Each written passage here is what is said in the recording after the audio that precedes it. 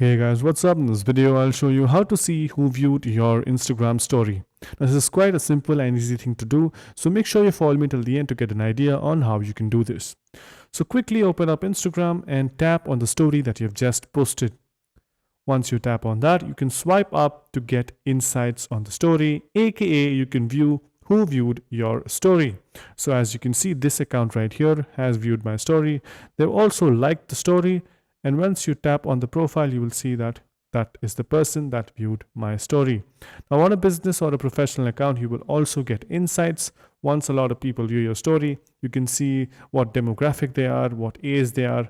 All sorts of insights are shown here. But if you just have a personal account, this is all you need to do is to click on the story, swipe up, and see who has viewed your story.